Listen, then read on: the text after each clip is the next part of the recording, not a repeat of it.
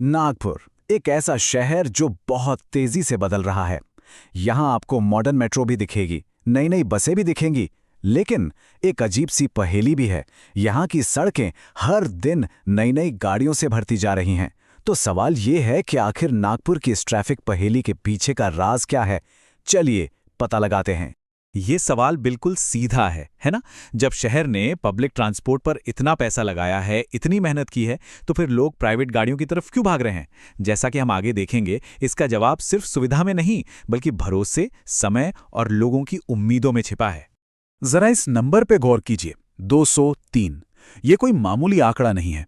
2023 में हर दिन, जी हां, हर रोज 203 नई गाड़ियां नागपुर की सड़कों पर उतर रही थीं। ये एक तरह की चेतावनी है कि शहर एक बहुत बड़े बदलाव के दौर से गुजर रहा है। आइए जानते हैं कि ऐसा क्यों हो रहा है। इसकी पहली और सबसे बड़ी वजह हमें शहर के पब्लिक ट्रांसपोर्ट सिस्टम के अंदर ही मिलती है। देखिए, कागजों पर जो प्लान्स बनते हैं और जमीन पर जो हकीकत है, उसमें एक बहुत बड़ा फासला है, और नागपुर के लोग इस फासले को हर रोज महसूस करते हैं। समस्या की जड़ यहीं से शुरू होती है। शहर को ठीक से चलाने के लिए चाहिए करीब 2000 बसें, लेकिन असल में सड़कों पर चल कितनी रही हैं? सिर्फ 460, मतलब जरूरत की 1/4 से भी कम। अब ये सिर्फ नंबरों का खेल नहीं है, ये रोजाना की परेशानी की असली वजह है।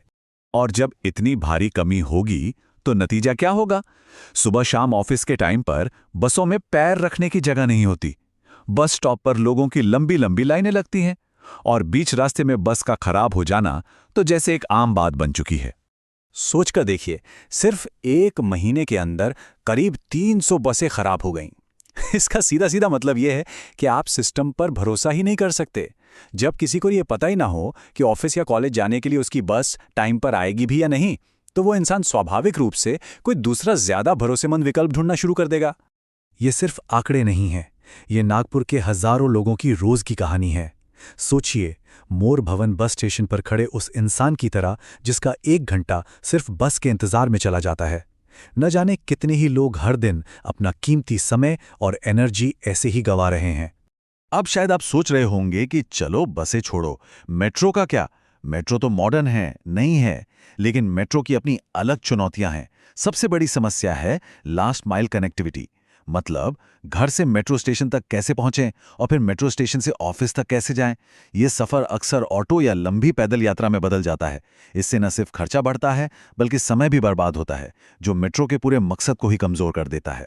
तो देखिए, एक तरफ है पब्लिक ट्रांसपोर्ट का ये संघर्ष, और दूसरी तरफ है कार खरीदने की बढ़ती हुई आसानी।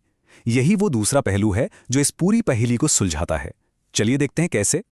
आज के समय में एक कार खरीदना पहले के मुकाबले कहीं ज्यादा आसान हो गया है। बहुत कम डाउन पेमेंट, आसानी से मिलने वाले बैंक लोन जो गाड़ी की कीमत का 90% तक कवर कर लेते हैं, और फिर लंबी अवधि की आसान ईएमआई, इन सब ने मिलकर कार को एक मिडिल क्लास परिवार की पहुंच में ला दिया है।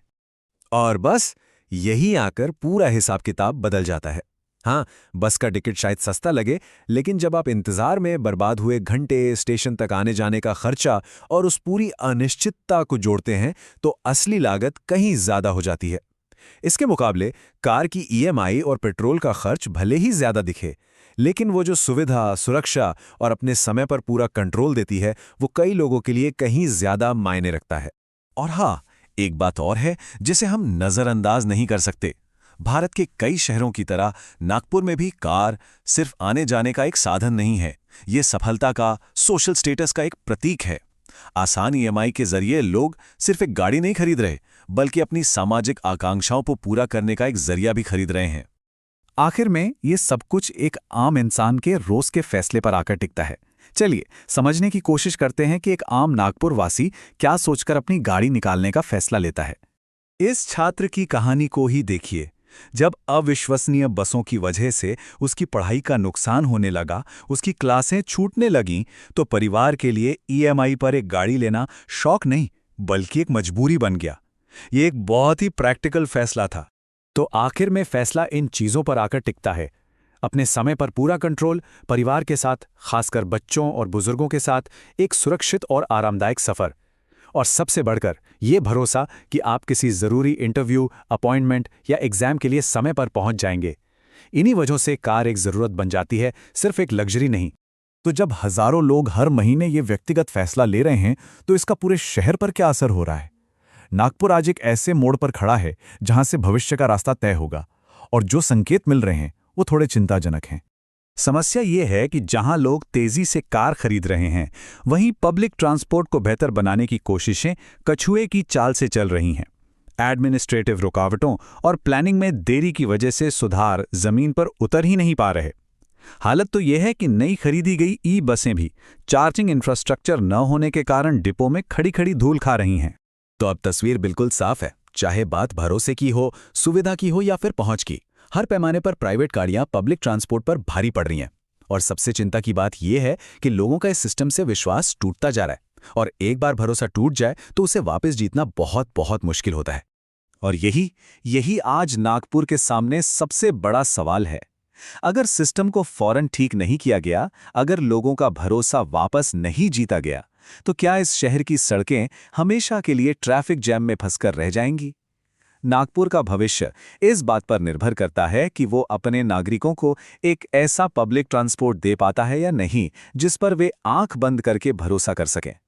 ये वाकई एक सोचने वाली बात है।